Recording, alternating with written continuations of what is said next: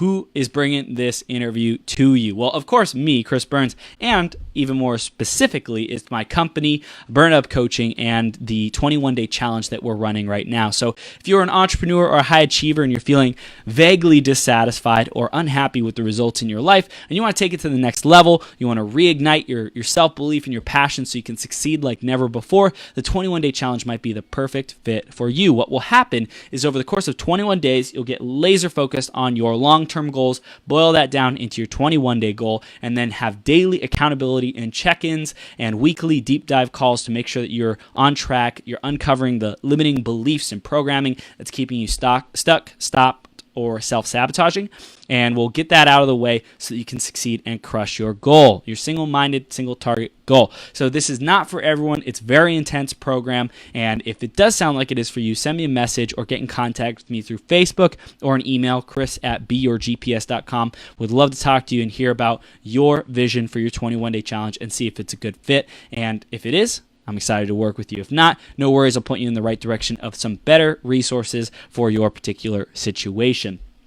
Now, for this moment, we're going to celebrate another one of our iTunes reviews. So thank you for everyone who does the reviews, who gives us a review, who gives us feedback on how we're doing so that we can improve and grow and make our show better. And this one's by Nada Hogan. Nada says, "Love this podcast. Chris's podcast interviews are so engaging and entertaining. Once I turn it on, I can't stop listening. Great interviews with great guests. You will not be disappointed." So Nada, thank you so much for sharing your review. And if you out there want to give us a review, you want to help and support us to be and become our greatest possible selves and let us know how we're doing, what we can improve on, what we're doing really well, we always appreciate that. Go to beyourgps.com/iTunes. You can do it there, or you can search Becoming Your Greatest Possible Self in iTunes Store and find our podcast like that and give us a review there. Or you can search us on Facebook and give us a review through Facebook. That'd be super awesome, and we appreciate it. Mucho, mucho, mucho. Thanks in advance for doing that. Now for the man of the hour. Corey has been on the show before, and he freaking rocked it. And I am so grateful to have him back on because he is currently, this dude is a TEDx speaker. He has his own, he's at multiple podcasts, and he just has a huge heart, helps people, discover their purpose in life and live that, and just really shows up as his greatest possible self. And I'm super honored to have him back on the show so that he can show up, shine, and be his greatest possible self. And I'm grateful to have him back on. And Corey, are you ready to rock this house, man? Tear this house apart. That's right. We're going to tear this house apart. In a good way. I love it, man. Welcome back to the show. We're so grateful to have you here, bro. Oh, thank you so much, Chris. It's absolutely a pleasure. Awesome. So we're going to dive right into the theme of the day, which is radical self-expression. So, Corey, how does this concept of radical self-expression play a part in your life?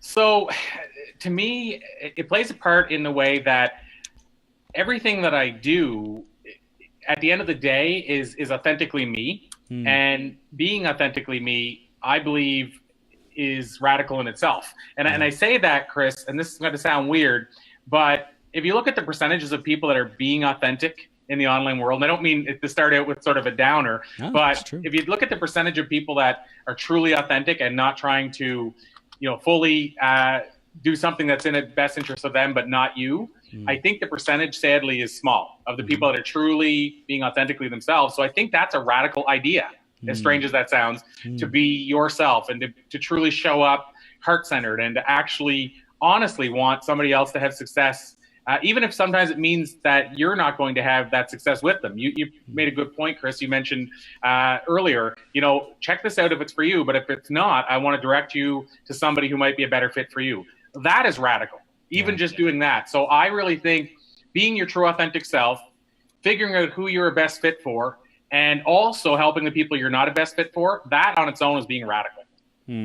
Amen, man. Amen. And dude, I know you've had experience speaking on many, many, many stages, interviewed so many thousands of people. It's like incredible how many times you've done that. You had to have, learned who you are in your self-expression through seeing all these different types of personalities and people. And hey, what do I resonate with? What feels good? Where do I feel at home? When I'm talking to certain types of people and we're feeling certain feelings or talking about certain topics or concepts, I'm sure you've learned to deduce and find the patterns of what really matters most to you over that time.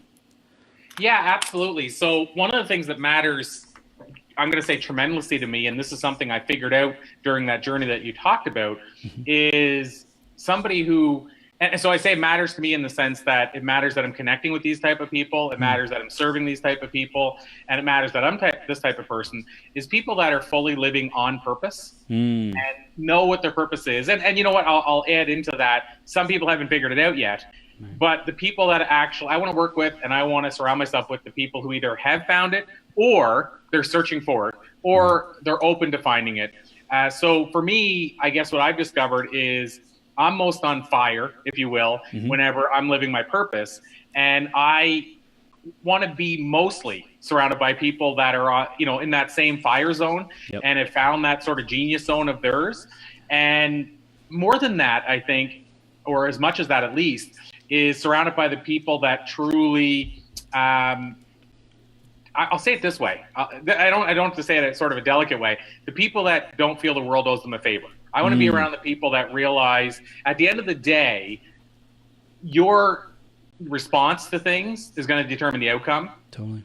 100%. So in other words, I don't believe for a minute that the world is responsible for what happened to you. I believe there's circumstances that happen that we can't explain or that we can't figure out what was the reason, and there are terrible things that have happened. But I truly believe on a daily basis, especially the things that happen in your life, and we'll say especially with your purpose and your career and your personal life, I really believe at the end of the day is a result of the response that you've taken to certain things. So I want to be around people that are at least open to and willing to try to take better responses in the future than maybe they did in the past if they're not where they want to be. Yeah. And what I hear is being the creator of your reality. It's like, hey, if life's not going your way, if circumstances aren't going your way, if life doesn't happen how you plan, pivot. Respond effectively, respond with your creation, how you want to move forward, and don't allow those things to be bigger than you are, right? It's like, like you said, the world doesn't owe you anything, means like if you want something, go out and get it, and don't complain and bitch and moan in the process because, hey, it is what it is, and you can spend time and energy wasting and complaining and doing all that stuff, or you can say, hey, it is what it is, let's get into action because I know where I want to go, I know what I'm up to, and I'm on purpose. Well, yeah, I'll add in too, Chris, that for every person that can tell me and can say to me, I had a terrible upbringing and that's why that's why I can't achieve this. Because of the interviews, as you mentioned, thousands of, actually over 5,000 at this point, I can list you 15 to 20 people for every one that says that had worse circumstances than that person and still chose to arrive. Yeah. And so, there's people that I've interviewed that were born without limbs, without arms, and learned how to play guitar and support their family completely financially. One person I know who did that, and his wife stayed at home. He even changed the baby's diapers with his feet. Wow. And so, and again, I understand, and I'm never trying to discount a circumstance or a tragic thing that happened to somebody, but I'm just saying I've seen so many examples of people that had every right to say, I give up, who achieved at the highest level, and at the same time see people that really don't have it, I don't think, as hard as they think they do, saying, the world screwed me over, no point in me even trying. And so I guess I've gotten to this point where I want to surround myself with the people that are at least willing to try, and then, of course, the people that have already done that, have already taken things to another level because they chose to change their response. So going back to your point, I said it in a long way, but you summed it up perfectly by saying we can create our own destiny, and I believe we fully have control over that.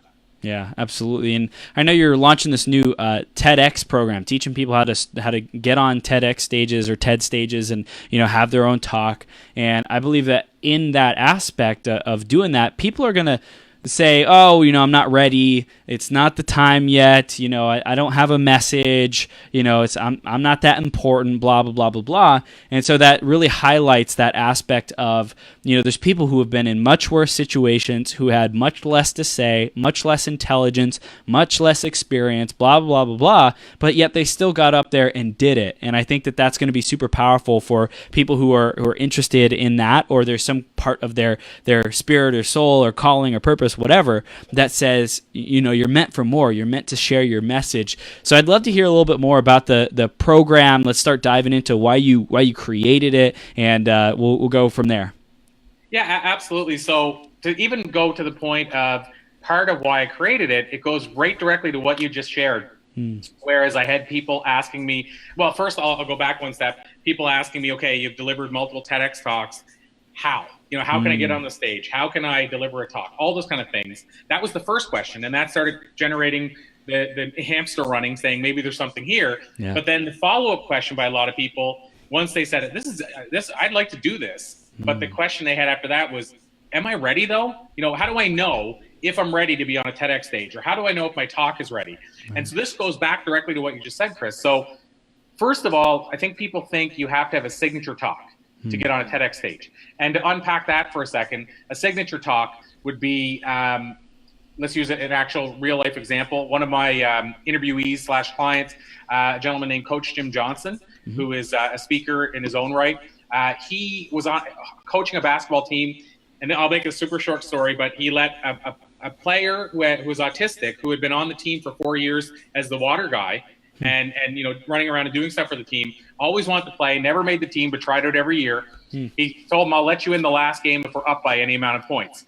And so his name was J-Mac. That's his nickname, but J-Mac. So J-Mac was put in the game, as coach promised, took the first shot, missed the net by like 12 feet or something like that. Second shot, missed it by 6, and it kept getting closer. And I think by the fourth shot, he got it in, a 3-point shot. And he ended up getting something like 20, and I looked back, number 18 or 20 3-point baskets. The place went off, the roof went off the place. You can Google and actually check out, you look up Coach Jim Johnson and J-Mac, and you'll find the video of this. So the point of that is that's a signature story, much like Rudy, if you remember the movie Rudy. That's a signature story. So the point is, people think you have to have a signature story to deliver a TEDx talk. And first of all, I can, without me even going any further, I can tell you that the proof that that's not true are the TEDx talks that are out there that have crushed it. So Simon Sinek, Start With Why. That's not a signature talk. It's not about something that happened to Simon. It's him teaching a lesson. Sir Ken Robinson, the most popular talk in the world, How School Kills Creativity. That's not a signature talk, but it's about obviously a very popular situation where he believes that school is hurting the children in terms of their creativity. A friend of mine, Richard St. John, delivered a talk called 8 to Be Great, just lessons he learned after interviewing the highest of achievers. And that talk has been viewed close to 20 million times. So first of all, there's the proof. Without me even going any further, the proof is in the pudding. Most of the most popular TEDx talks aren't built around a signature idea. So the second part to that is, then how do I know if I'm ready? And by the way, my 3 TEDx talks, none of them are a signature story. They're built around what we'll call maybe a signature idea or an idea that has legs. So my latest one is about what would you tell your younger self? And that's about those thousands of interviews asking that question. If you could go back in a time machine 20 years back, what would you tell your younger self based on what you've learned since? So that's built around, I think, a strong hook, a strong story. Right. But the point is that it didn't have to be a signature story. And so the question of how do you know if you're ready? My answer is this. First of all, you're ready right now, and I'll explain what I mean by this. You're ready right now to deliver a TEDx talk, but you need to secure the TEDx talk and you need time to prepare to actually get ready to be on the stage. But you're ready right now. As long as you are willing to get on a stage, I'll add that part in, that caveat. As long as you're willing to get on a stage and overcome your fear, and you're willing to put in a bit of time, you just need to work to secure the talk, and you have time to get ready. So you're ready right now in that way. Is your story ready? My belief is we all have a powerful story that is ready to be on a TEDx stage. Again, it just has to be groomed to get there. So I'll put it this way. You're not ready if you go and get accepted to a TEDx event, and then you wing it. You're not ready for that. And almost nobody's ready for that. I've watched speakers with 2,000 to 2,500 talks backstage dropping their coffee mug because they're so terrified. So Wow. you're not ready if you've only spoken 3 times and you're going to wing it. But even if you've only spoken 3 times, I know a speaker who his 4th time speaking was on a TEDx stage. Wow. But he spent 3 months almost every day, at least once, practicing his talk. So if you have guidance, if you have somebody that can show you the process, you're ready now. If you don't, you can get ready. And then the third part is if you want to wing it, you're probably never ready. You can wing it. You can take a chance. If the talk goes off perfectly, it may get aired. They have the right to not air it. And there's a lot of TED Talks that weren't aired. So if you're not ready and you wing it and you bomb, it might be your only chance on that stage. So to the point, Chris, what I said earlier is I believe that we get to control our lives and we get to dictate the outcomes and we get to create what we want. At the same time, I believe that if you want to secure something, you need to be able to and willing to feed your mind and spend the time to actually get ready, to learn the process. You know, whether you wing it and learn the process or whether you come to somebody like me or another, you know, a speaking coach or what have you, that's already been down the path, one way or another, you can get ready as long as you have the time. So I don't know if that answered the question, but the reason that I launched this program was because I got asked over and over again, how can I land a TEDx talk? It's my dream. And then the second follow-up is, but am I ready? And so my answer is, yes, you're ready. Yes, your talk is ready, as long as you have somebody to guide you in bringing it together. Yeah. And the secondary part is I launched this program because so many people were asking me those 2 questions. Beautiful. So I know you asked me to dive into the program, but that tells you at least the why. Yeah, and I think what I would also like to hear is your perspective of what a TED Talk is, you know, and what that means for people and their credibility, and you know, just because I think there's a spectrum of what it could mean and what it might not mean. You know, like just tell us a little bit more about a TED Talk. Yeah, absolutely. So first of all, in terms of what it might mean and the doors it can open. I can speak from firsthand experience, and then I can also speak from, you know, secondhand experience. And so firsthand experience is each of those 3 talks have opened doors that I absolutely could not have opened otherwise. But I'll give you an example. I'll name drop 2 names from interviews that demonstrate how credible and powerful TEDx talks are. One is for my Canadian friends that might be listening. So a singer named Biff Naked, who is a really famous singer in Canada, you know, a really basically a legend in the Canadian rock, metal, punk scene. And so Biff Naked has multiple albums out, has, you know, sold millions of copies of her records and albums. And when I scheduled the interview with her, the first interview, when I met her to sit down for the interview, she said, "Oh my God, by the way, I watched your TED Talk, love it." And by the way, another thing we can talk about, Chris, is people don't distinguish between TED and TEDx. So she said, "I watched your TED Talk and love it." So the point is, I don't know this, but maybe, just maybe, Biff and many other people who've accepted interviews with me had watched my TED Talk before they decided that, and it made them decide to let me in the door. But then I'll go to my American friends, a guy named Ami James. So TV show Miami Ink, if you remember that show. It was like LA with Kat Von D. So Miami was the original one. And so Ami James, same deal. When we started the interview, he said, "Watch your TED Talk, loved it." Wow. So there's 2 people that I may not have been able to get interviews with otherwise, who actually went out of their way without me knowing to watch my TED Talk and said, "By the way, loved your TED Talk. Awesome stuff, man." And I really think it was a big part of why they said yes. So first of all, when we hear these names of some of the people I've interviewed, I think the TED Talk opened those doors.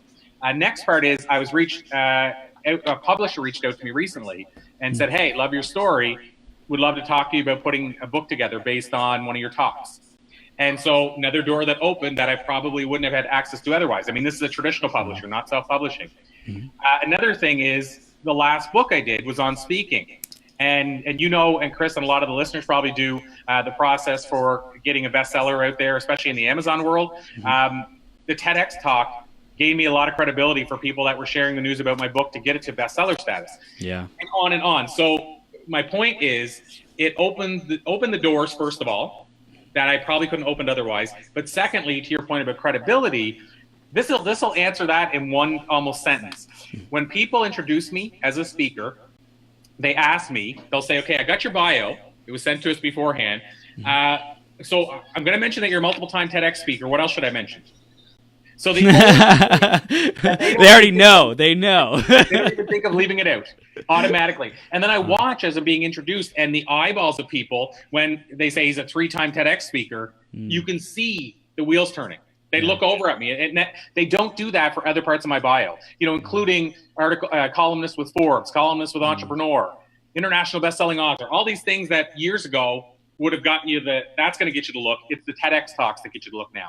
So on the credibility side, I haven't discovered, to be honest, much greater now. I would say it's even greater than books for credibility. And the reason is because it's easier to put a book out and get a best-selling book out now without even having to print a book in your hand than it used to be.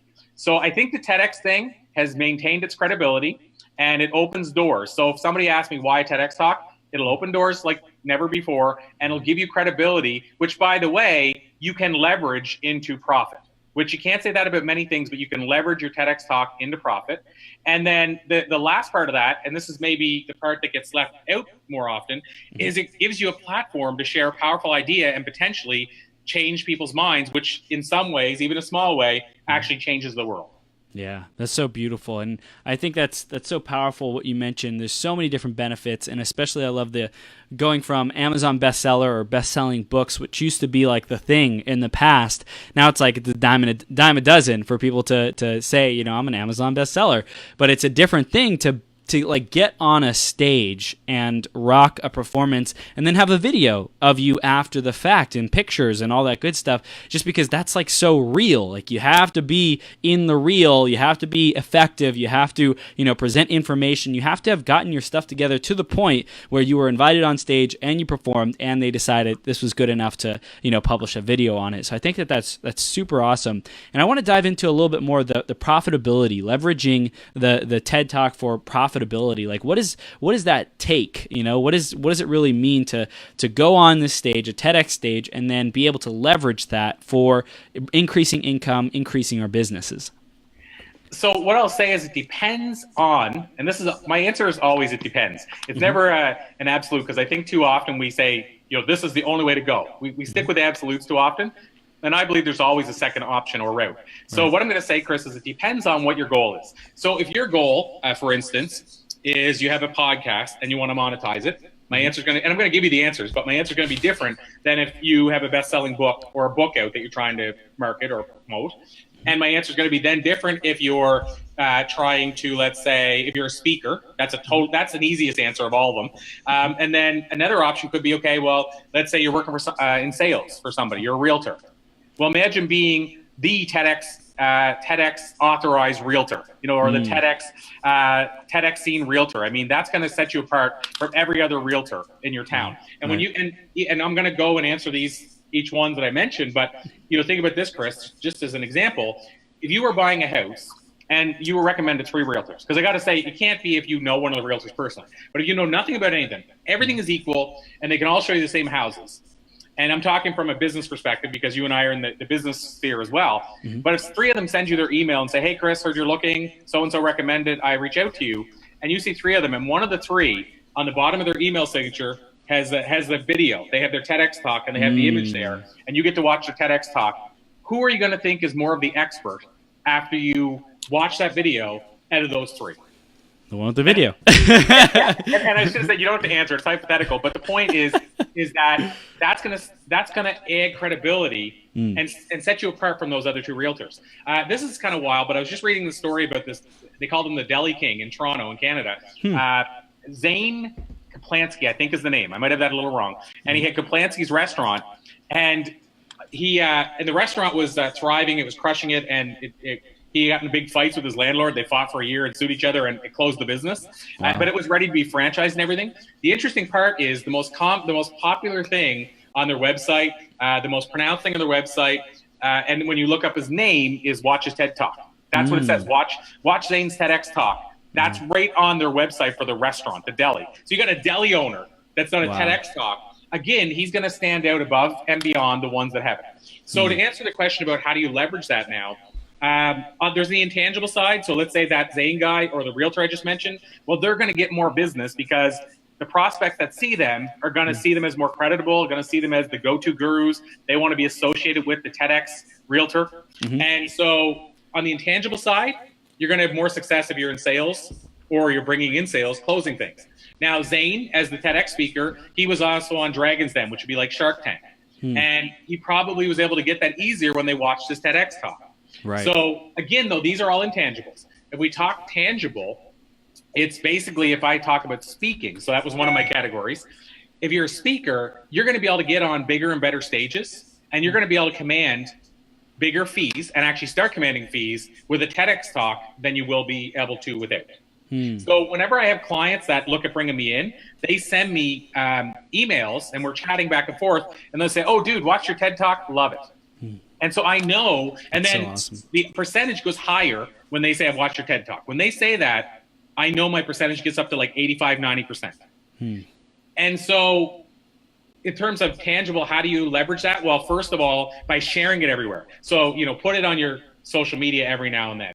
It's my actual banner on my main Facebook page right now, my 3 TEDx talks. It's on my YouTube or my LinkedIn as well. The other way is to share it every now and then in other ways. Maybe even run Facebook ads and put some money behind it. Another thing is, as I mentioned, put it on your bottom of your email banner. So put it places, multiple time TEDx speaker or TEDx speaker, put that places where people are going to be considering you, to hire you for whatever that is. That's a way that you can leverage it for profit. Again, if you're a speaker, then make sure everybody that's considering hiring you knows you have a TEDx talk and sees it and gets a chance to watch it. I would even lead with that. I would say, I know you're thinking about booking me. I just want to send along my TEDx talk so you can take a peek, because you're going to get credibility. On the phone, I'd say it in passing, like, do you want me to send you one of my TEDx talks? And the people go, whoa, yeah, I love TED Talks. And again, they read the X off and they say, I love TED Talks. But people say, what do you mean multiple? Which one can I choose between them? And so there's an instant credibility, and then I leverage that again to get the booking. I mentioned that realtor. Again, I already said how you get increased sales, because as long as you put it in front of people, then they're going to want to hire the realtor that's the TEDx speaker. And then if I go to the author, that author that has the book out now, you can tie it into your TEDx talk. Like, you can actually, at the front of the book, you can say, to build credibility, click on the link to check out my TEDx talk. Yeah. And all of a sudden, you're going to find that person reading the book now sees you as more of an expert. Yeah. And on and on. The podcast person, you could actually, even when you put TEDx speaker below stuff, when you're reaching out to sponsors, people are going to see you as more credible. And also, if they can watch your TEDx talk, they're thinking there's less likely a chance Chris is going to run off with my money and disappear into the darkness. Right. Because you have a space online that says this person, to some degree, is a known figure, and they're going to lose more than me if they try to run off with my money from a sponsorship. Yeah. So that's a long answer, Chris, but hopefully I answered about that. There's multiple ways you can leverage it, but the biggest answer is make sure you have it in all your places that you would normally have as seen on and as featured on. And as an added bonus, if you've been on certain media, make sure you also have that on all the places you should have as seen on, as featured on. Your website, your email. I would say, because TEDx still has so much credibility, make it the feature thing. On your website, put it at the top. On your email, make sure it's a big, people can see the link to click on. Beautiful. So hopefully that answered the question, but that's how I would do it. It did. So powerful. You gave so many really, really great examples, Corey. Thank you, thank you, thank you. And for anyone listening or watching, they're going to be like, perfect, now I get how to use it. Now, I think the big challenge for people is getting to the TED Talk to begin with. So what is that process like? What does it take to actually get accepted to speak on a TED stage? So here's I said earlier, I started off the interview with the little gloom, and then went to the actually a little doom, and then a little gloom, and I went to the good side, the light. So I'll do the same with this, Chris. A lot of people don't realize this, but here's the numbers. Here's why they work against you, which, by the way, answers your question of why so creditable. And the question when people say, well, why is it still so creditable now that there's so many TEDx events all over the world? Shouldn't it lose credibility? And I'll tell you why it hasn't, in my opinion. It's because the percentages and odds of you landing a TEDx talk are really, I'm going to say, for lack of a better way of saying it, really low. And that's the gloom. So here's the numbers, and I'll back it up. So anything I say, Chris, you can question me on it. I have a backup, or I wouldn't openly say it so bluntly. Okay. But here's the deal. If you are applying to or being considered for a TEDx talk in, let's say, a large center like New York or LA, or believe it or not, Portland doesn't even accept applications. They got so big. So if you are applying for one of those, you could be applying with 2,000 plus other people. So if you're winging it, so this is when I say the numbers, because there's variables to everything, right? If you want to get a television deal, your numbers might be less than 1%, but if your cousin works in programming, your percentage might go up to 80, right? Totally. So when I say what I'm about to say, I'm saying it assuming you're going in blind and don't know anybody in the TEDx world. Mm-hmm. So if that's the case, your percentage with those 2,000 plus applicants, they can accept 5 to 10 usually speaker spots. So what that means is less than 1% chance at that large event if you're winging it.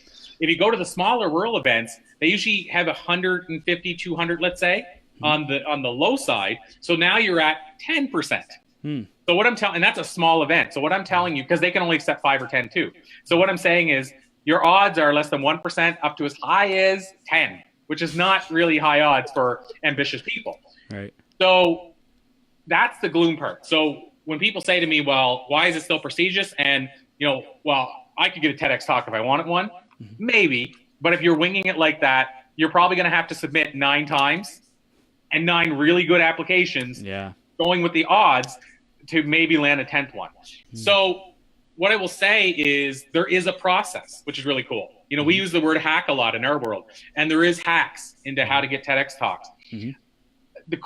I'll answer some of that, and then I'll say, of course, the reason I have a program is because there's no way I could go into all of it. I mean, that would be 1 hour just going into all of the hacks, if you will. But to give you some ideas of some of the things that have worked for people, let's say low-hanging fruit.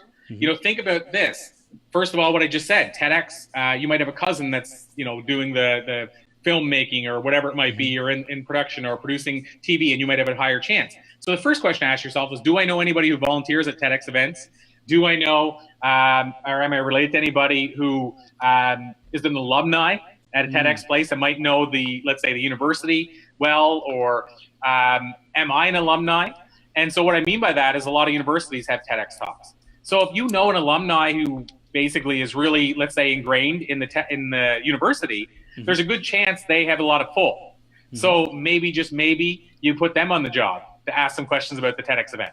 Or if you're an alumni, all the better. Reach out and say, I'd rather speak for this place where I'm an alumni than anywhere else. Right. And, because you're an alumni, they pick a lot more alumni than they do people from the outside at a university TEDx talk. So that's one sort of low-hanging fruit. If you don't know if you know anybody who's involved in TEDx events, how do you do that? Well, we have a friend called Facebook and a friend called LinkedIn. Post it. Why not? What do you got to lose by saying, do I know anybody that's involved in any TEDx events? And then when you get people that say do, ask, reply right there and say, can I private message you? You don't even have to tell people why you asked the question. Right. And so that's another way. That's, again, the low-hanging fruit. If I talk about the high-hanging fruit and the things that people don't do, I'll say it this way. And again, because the hacks get really deep and there's a lot of different ways to do this, but think about it this way. If you don't know anybody involved in a TEDx event, how could you know somebody? So what I mean is, can you find out who the organizers are? By the way, sometimes that's really hidden. There's secrets as to how to find that. But do you know who the organizers are? If you can find out who the organizers are, how can you get on their radar? And you might see where I'm going with this, Chris, but there's ways you can get on their radar. Yeah. Think about this. If Chris was organizing a TEDx event and you guys are looking at a whole bunch of applicants, and all of a sudden Corey is now sharing Chris' posts and talking about Chris, and you have a non-profit event coming up, and I promote that and say, you got to check out Chris's event. And then all of a sudden you're considering 20 different speakers, and let's say Chris goes, why do I know this Corey guy? Why do I know? Oh, wait a minute. He's the guy on Facebook that's been sharing my stuff lately. Who do you think Chris is going to look at closer? Yep. The person that he knows, or the person that he has no clue who they are and just sees a name on a submission? Right. So my point is, there's a lot of ways to hack the system to increase your odds. That one way might increase your odds an extra 10%. Right. And there's all kinds of these hacks. So what I will tell you is, getting the TEDx talk, if you know the system, you can never make a guarantee, but it's not as hard as people think. Give you actually, and this is right on my Facebook timeline. So when I say something, like I say, I always want people to know you can back this up. It's not something I'm just making up for the sake of chatting with Chris.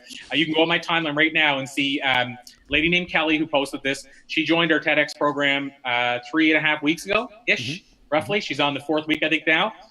She posted this on my page, unsolicited. She said, she shared that she used one of the tips she learned in the first week's lessons and used that tip, applied it, And within 4 hours, somebody reached out to her privately on Facebook and said, we want to invite you to our, and I shouldn't say what the event is. I think she might have said it on Facebook, but in case they don't want to announce it yet, I'm not going to get her in trouble, but she put it on my page. It's June 2019. She got booked for her first TEDx talk from what she learned in the first week of the training, and what she applied took her 3 or 4 hours, and her TEDx talk was booked. Wow. So what is the submission process? What do you have to submit to get an opportunity, and what do they look for? What do the judges or people who are selecting candidates look for in a good candidate? Yeah, absolutely. And so even when I share this stuff, like I mentioned with her, me saying that, it's certainly not meant to be a me Inc. thing. It's truly this thing that if you learn the system, you increase your odds. And so in terms of the process, it can look a few different ways. So if you have that signature talk I mentioned earlier, that's you are sitting in the best place right now. Your TEDx talk should already be on the stage if you have a signature story. So when I say a signature story, I mean I shared like Rudy or J-Mac. That guy I mentioned earlier was born with no arms. Mark, that's a signature story. He learned to play guitar with his feet. He has a band called Big Toe. The band's website is called BigToeRocks.com. So that's a little plug for Mark Goffney. He actually played, how he got known was playing in San Diego at Balboa Park as a buster with his feet. And people sharing his video and it going viral. That's a signature story. If Mark applied for a TEDx talk, I would say his odds increase dramatically over you or I if we don't have a signature story. So the answer I give you as far as the process is different depending on. So with Mark's case, if somebody sent in a video, somebody that knew Mark, and maybe Mark creatively asked them to do this, but if somebody sent in a video of Mark with 5 million views of people saying, my God, this guy's inspiring, and just the video of him playing guitar with his feet, and sent it to a TEDx organizer and said, oh my God, you should check out this guy because people can nominate you, Mark's odds are going to go up high, I think, really quick. Right. So the process is going to look different for Mark than you or I, because there's even a chance that somebody will be walking by Balboa Park who maybe hosts or organizes the TEDx event in San Diego and eventually say, Mark, we want you on our stage. So the process there could be they reach out to Mark. The secondary process could be somebody nominates you or me or Mark or whoever. And so how they do that is the same way you do that. And by the way, when I got my first talk, you couldn't nominate yourself. So it's even got better now. Wow. But what happened is then somebody nominated me. And at the time, TEDx and TED wanted that because, it looked like, well, this person, somebody liked them enough to actually go out of their way to fill out this long application. Now, saying that, still, what's to stop Chris from saying, hey, Marshall, can you nominate me for a TED Talk? But I think they still thought, even if you're that creative, you're that creative. Right. So the process, what it looks like now is somebody could nominate you, and then they fill out that application, which I'm going to explain as well, Chris, because that ties into your question. Or you can nominate yourself and fill out the exact same application they fill out. So what it looks like now is typically if you want to speak at TEDx, name a place, doesn't matter, LA, then what you would typically do, or if you were okay speaking anywhere in California, you would typically type in TEDx California. Or TEDx California events. Or you can go to the TED.com site and search in TEDx California. And what that's going to do is it's going to hopefully list all of the TEDx events in California. If you specifically want to speak at TEDx LA only, and you wouldn't go anywhere else, then you would type in TEDx LA. Perfect world scenario, and we're not in a perfect world in the TEDx world. Perfect world scenario, they have a great website, which tells you the theme, what they're looking for, the deadline. You can watch videos of other speakers so you actually know. This is another little hack. You actually watch those videos and say, who did they select last time? If they select 8 speakers, do they have something in common? Because obviously the organizers like that style. So basically that's one perfect scenario. Now we go to the unperfect scenario, which is you go type in TEDx whatever, Kansas City, and they don't have a website. You go into TED.com and type in TEDx Kansas City, and guess what? There is an event. But there's no organizers listed on TED.com, and they don't have a website. So then that process becomes way different. And so that process becomes a sort of a cat and mouse where you got to figure out who those organizers are and figure out what the process is and how you get on the radar. But again, if we go right in the middle and say what the norm is they have a fairly good website, and they have a place that says nominate a speaker, suggest a speaker, submit to speak, or something like that. You click, and then basically you fill it out. Plug and play, you fill out the details. But again, this is where, again, perfect world, you fill it all out and you knock it out of the park. But a lot of times you don't know what their theme is. You don't know what they're looking for. They actually say, we don't offer a theme because we want to see what you come up with. But then your odds could drop dramatically because you could talk about artificial intelligence as your great talk, and their talk could be on Lego. You know, the event could be about Lego or nature, and you're talking artificial intelligence, and they're like, you're not a fit. But you didn't tell me what was a fit. You just said wing it. But so the point is that sometimes the process means you fill it out and you hope that you can make your talk so that it's unique. You have a unique perspective on it. That's a really big part of it. You have a great video, but you also offer it in a way that it could apply to multiple themes. But again, you're going down and essentially, to answer your question, the process usually is you fill out a bunch of form, like a form submission. You send it in, it comes to them like a form submission, and they see, as we said at the big events, 2,000 of those, and you have to somehow stand out among those 2,000. That's the normal process. Dang, that's incredible. Well, thank you for breaking that down. That was super valuable and gave us a ton of insights. And again, I'm sure there's a lot more in depth and step by step in your program, which we'll be sharing with people how they can continue that journey with you at the end. But in terms of the experience of being on a TED stage, what is that like? What was that like for you? So, there's a two-part answer to this, Chris, because there's the behind the stage and getting ready. And we're saying, assuming you're already at the event. So there's on the stage itself, but then there's also getting ready to be on the stage. And I would say, it's like musicians say, you're not paying me to play music on stage for 2 hours. You're paying me for everything that took place until I got on that stage. Because when I was on that stage, I was in my zone. And so I would say it's the same, even for those speakers that drop the mugs, coffee mugs, that are so nervous. Once they finally get on the stage, as long as it starts going well, I've seen people where they had papers they were reading from at their TEDx talk and dropped them all. And I've seen people where the mic was not working. One of the cool things, and it's also the scary things, is most TEDx events, they won't edit your video. So it is. And so my last one, I'm walking out and they put this big, you can see it, the big wired mic on me, and you can hear it at the first hissing. Well, that's the way it is, right? So that's the challenge, but it's also the good, because you know that you're watching, it goes to your point, it adds credibility because they know this guy's video wasn't made to look better. Right. So back to your point though, so behind the scenes, that's where all the real magic happens. And I will say some events provide a coach for you getting ready. Some don't. I've had both scenarios. So what happens is once you get there and you practice your talk, and this is not one of those talks you wing it. I'm a speaker who doesn't like to be scripted, and I use a Steve Jobs style of speaking where I have images on a slide and I just tell stories from the images, no bullet points, all that kind of stuff. No words on my PowerPoint, very awesome. little. That's awesome. So I wing it, but you don't wing it at a TEDx talk. And when I say that, Chris, what I say is you have to build it so well that you can destroy the heck out of it. Yep. So you have to know it so well that if you want to wing it, you're only winging it a little bit. You're not going too far outside the lines, but you can actually stay outside of being on script if you know it well enough. But if you don't know it well enough, you better be on script, is my point. But when you're actually at the event, usually what it looks like is that day or usually the night before, they'll do one last sort of audition. And I say audition, obviously you've already got the job. So it's more of check out the mic, the stage, get a feel for the room. Usually you're invited there the night before to check out the lay of the land. The next day you get there, usually if you're speaking in the morning, for example, then if you're backstage with a group of maybe 4 or 3 or 4 other speakers. So you don't even cross paths with the afternoon speakers unless you stick around in the green room after that, which most people don't. So you network and talk with maybe 3 or 4 other people who are just as terrified as you. And you're back there, maybe like the stand-up comedy world that I came from before, practicing your lines, pacing, walking around. Some of them say, don't talk to me, I'm in the zone.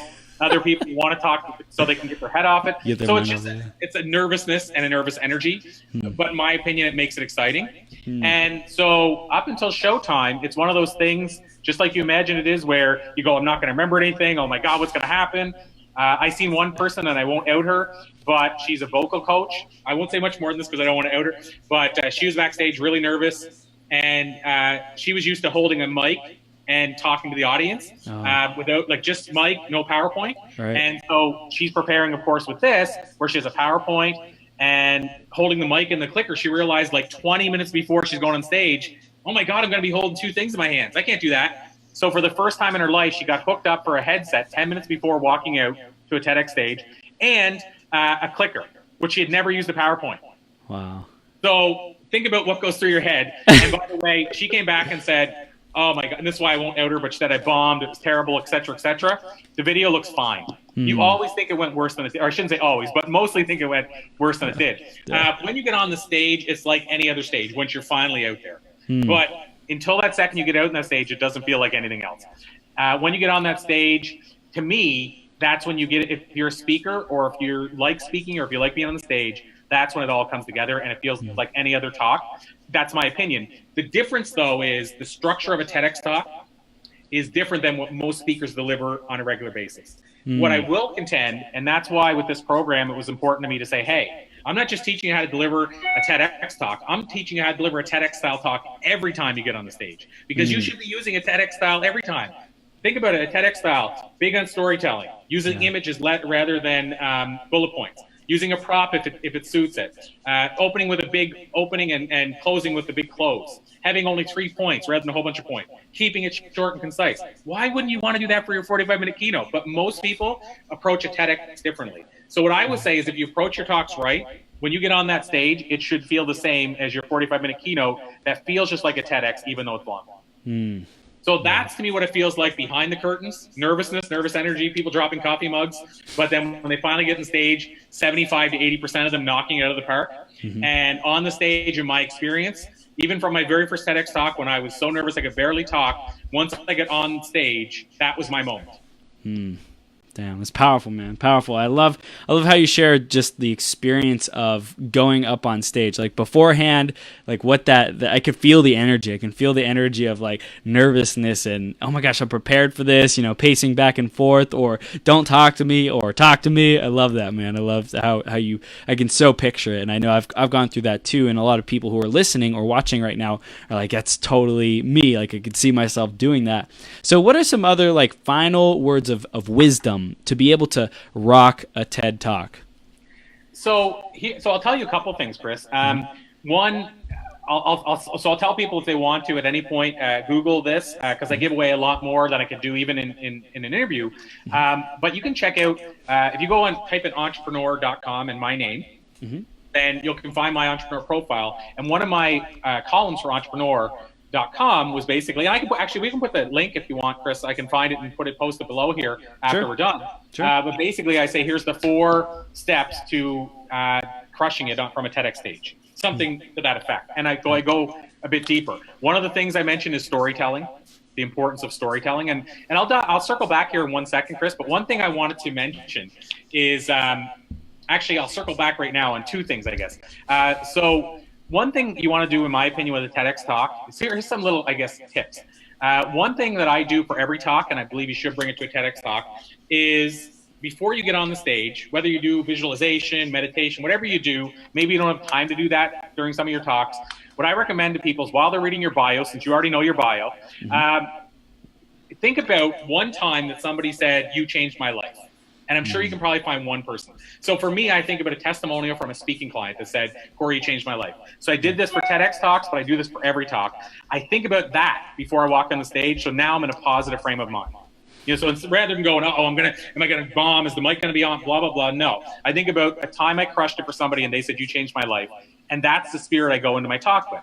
So I say, bring that to your TEDx talk as well. Another thing, and I think it was Brene Brown who shared this from her TEDx talk, or her TEDx talk, which is one of the most popular as well, is she said, what I do is I picture a person I'm really close with. And when I'm sharing an idea from the stage, including her TEDx talk, she shares that idea to everybody in the audience as if they were that one person that she already knows really well, and she's trying to convince them of this idea. Wow. So in other words, I could go up on that stage, Chris, and say, I'm going to share this with Chris Burns, and share it like that to the audience. So in other words, if you're sharing it to that one person, you would share it in a different way than normally you'd share with an audience. So make it homey, make it feel like it's personal, make it like, I'm talking just to one person. So that's another tip I can give you. I mentioned storytelling. You need to get really good at storytelling, period. And I don't mean this just for a TEDx talk. I mean for crafting talks. How do you do that? You can read great books on it. There's a book called Tell to Win, I think, by Peter Gruber, I think is the name. Great book on storytelling.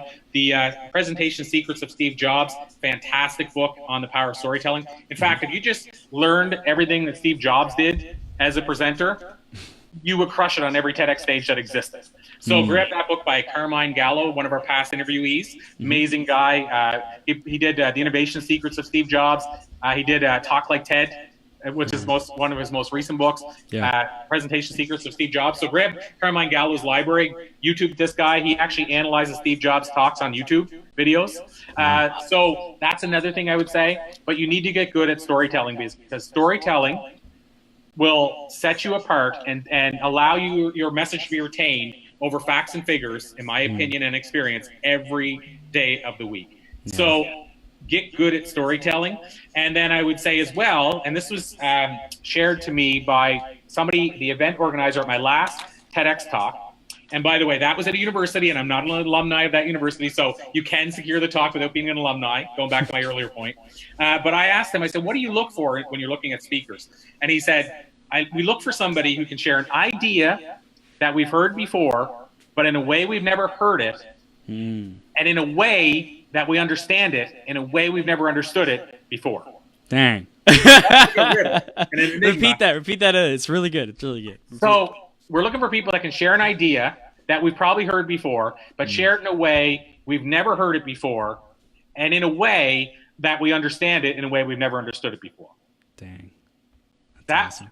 By the way, that stuck with me from the minute he said that, and here we are, I don't know, almost a year later, and by the way, I've never written that down. I remember it almost verbatim. But to me, the message was, people want to hear a universal talk. They want to hear a talk about something that they can relate to and understand, but they want you to take a unique perspective that they've never heard before, and also share it in a way that they go, wow, that makes total sense. I didn't know anything about flying cars, and the talk that I said I was on, this last TEDx talk, another guy shared about flying cars and how Uber's trying this in LA, and I think they had a car crash already. And anyway, there's all this stuff that we don't even know is happening. But he shared it in a way that A, made me understand why people are trying to push for flying cars, and B, why people are terrified about the idea of somebody flying in a car when a lot of people can't drive on the road as it is now. And also when we hear about cars that decide to go off on their own, the self-driving cars that go off on their own, imagine if they were flying in the air. So, but the point is, he presented it, Chris, an idea we've heard before, but in a way I've never heard it before, and made me understand it in a way I didn't understand it before. Dang, that's incredible. Incredible, Corey. In terms of your future, how do you see the evolution of TEDx talks and more people wanting to do them and creating this program? How do you see it all blending together? So when I started with putting together a program, I actually put together the speaking program. And I think you and I have even chatted about that before. And that program's still going. That program is, I don't want to go too far into it because I don't want to confuse people, but it's basically a program to help people launch speaking careers, get paid high-level fees, thousands per talk, speak weekly, and impact thousands per week or per talk. And so I launched that program initially, not even thinking the TEDx thing would come up. And so it took off really well. But then all of a sudden, once I get to the second TEDx talk, I started getting this question. And so I started listening, and then of course I started raising more questions like, hey, do you want to deliver a TEDx talk on my Facebook page? And started seeing a lot more yeses for that than other programs I had put together. And so what I've noticed is right now especially, and I can't speak for the future, but it looks like for the next little while, this is going to be really popular. People want to deliver TEDx talk. There's less people that have delivered it than want to. And there's a lot of speakers who are world-class speakers who've maybe spoken for more years than I have. I'm at about 16 years, but spoken on more stages, more times than I have, but have never delivered a TEDx talk and are still saying, I need to know how. And one of the people in the program came in who's a speaker, and again, I won't give anything away, but getting $8,000 to $10,000 per talk, who never even reached out, and has a signature story, never even reached out for the TEDx talk because they were saying, I'm scared about the idea of doing a talk 18 minutes, keeping it to that, memorizing it, et cetera, et cetera. Wow. So what's really cool about this, it goes from the person that's, Richard St. John, the guy I mentioned, my buddy that had the 8 to Be Great talk that had 20 million views. He shared in one of our interviews on the back end of the program, he said, my plumber wants to do a TEDx talk. He's asked me, how do I get my TEDx talk? So my point is, Chris, it goes to everybody, but somebody on your Facebook page that's never spoken in their life wants to deliver a TEDx talk, all the way to that person that's been speaking for 25 years but doesn't know how to do it. And there's nothing that, I'm not necessarily a better speaker than even that plumber. I'm not gonna say I am, or that's subjective, right? Who's a better speaker? And I don't get into that whole thing. But what I can tell you is I've studied the TEDx process more than most, and I've applied it to secure 3 TEDx talks. To put that in perspective, I told you the percentages earlier. I've been considered for 6 in my life, and I secured 3. So that's 1 in 2. And the percentages normally are less than 1%. So my point is I've studied this and applied the system. And then what I did is I went out and interviewed a whole bunch of my buddies that have done TEDx talks and asked them, how did it work for you? What did you do differently? Why did yours work? What do you like about this TEDx talk? And basically I studied it. Then I went and read the book by Chris Anderson, the curator of TED. Then I read the book by Carmine Gallo. And I've read through almost every book I've discovered that is about TEDx talks. So the question is, do you want to wing it on your own, or do you want to learn from somebody this is where they're spending their time? And so the answer to your question is, I just see me going down this path further and further as long as there's a need for it and an opportunity. I want to serve people in every way that I can, but I don't want to serve people when there's not an opportunity. So as long as there's a fit and I can help people, I just see me doing more of this. And the program, we did 2 launches so far. We did a pre-launch. So we did a test launch last year, pre-launch in August. Went extremely well, brought a lot of people into the program, but already had a bunch of successes. Again, somebody landed their talk, within 3 weeks. So following the first thing, we had another person that landed a regular spot on television. They reached out to a TEDx organizer, and one of the people on the committee is a reporter and said, your story sounds awesome. And now they have a regular spot on TV. And so we've had a lot of success with it. So as long as that keeps building, then I'm going to keep doing it. Beautiful. Beautiful, Corey. I love it. And we have one question from the audience. Do you help to design and pick the best story with your clients? I can. Okay. So, again, that's a depends answer, but I can. So I'll give you an example. That client I mentioned that secured their TEDx talk, they have a signature story, and they were going with a non-signature story. That was really, really, really controversial. I won't say it here, and because I don't want to, in case she decides to deliver the talk, I won't steal her idea. But I'll say this much, and it won't re-tease anymore. It's to do with the Me Too movement. And basically, I told her my thoughts on it, and then she went out and asked questions like I suggest, interview other people, ask them, and they all said, yeah, this is risky. And I said, you could knock it out of the park, this could be huge, or this is the other scenario could happen. People could turn against you. And so the point is that I kind of coached her that either talk will work, but here's the repercussions. And I was helping her with that talk, the Me Too one. The other ones are signature stories, so she knows it. But she says, so she secured the talk now. It's June 2019. I said, they're probably going to assign a coach. She said, yeah, but you're still my coach. I want you to guide me through this. So the answer is, yeah. We even, in the program, we take people through a spider method, which is like mind mapping. And it's a thing I learned in stand-up comedy. And that's a way that I teach people how to craft their talk. But it's lifetime support, and people can reach out to me. So yeah, the answer is I help people through the submission process, through the idea process. It's a weekly online training program, but I'm one of those people that if I can help you hands-on and help with your success, then I want to try to be involved in it. Awesome. So Corey, we're wrapping up now. I know people want to know how they can continue the journey and take the next steps, find out more about your program, join it. How do they do that? So what I'm going to do, because the URL is one they probably won't remember off the top of their head. So what I'm going to do, if it's cool with you, Chris, is I'm going to post it right in the our comments. Yep. And so essentially that page, and hopefully I'm posting it in the right place here. Hopefully that page, that page, Chris, will actually take them right to the details about the program. So I'm looking right on the screen right now, so I believe I'm in the right place. So let's just post this right now. So, perfect. Chris, it's on the page right now. So if people want to learn more about it, then they can literally click on that link. And it actually shows some of those testimonials I mentioned. It also it has a video of me talking about why did I do this. And then at the same time, it has full details about the program, what it includes. We didn't get time to say it, Chris, but there's a whole, for lack of a better word, whack of different bonuses involved, like media opportunities. I have 2 top-rated shows. We bring people on. We had 15 of the people in the program last time featured in our latest best-selling book. So now they can say, as featured in this best-selling book. So the whole idea is I wanted people, while they're doing the weekly training, to have stuff that's going to recover their investment all the way through. So that website just kind of takes you through the value, what's included, and what other people are saying. Perfect, man. Well, Corey, dude, thank you so much for the work that you're doing in the world. Thank you for helping people get their message out. Thank you for coming back on the show. And, dude, 5,000 plus interviews. It's incredible, man. I so acknowledge you. I so acknowledge you for all the speaking that you've done, all the people that you're helping get their message out to the world. It is so inspiring, and thank you for who you are, man. Well, Chris, thank you so much. And I have to say, you're probably going to catch up to me sooner or later. You're doing 12-hour marathons, and that's something I haven't done. You got me there. 12-hour marathons, you're crushing it too. So, Chris, thank you for giving me this platform today, allowing me to share. And the truth is, it goes out to the world that even if somebody doesn't decide to join with me, my hope is that you go check that stuff out, reach out to me, and I'm constantly trying to put resources out. So regardless of what you do, what journey you take, I'm here. That's I'm here right. to help you. That's right. Corey, you are the man. Have the best day ever, and we'll see you very soon, okay? Thanks, Chris. Namaste, Awesome. everybody. Namaste. Take care.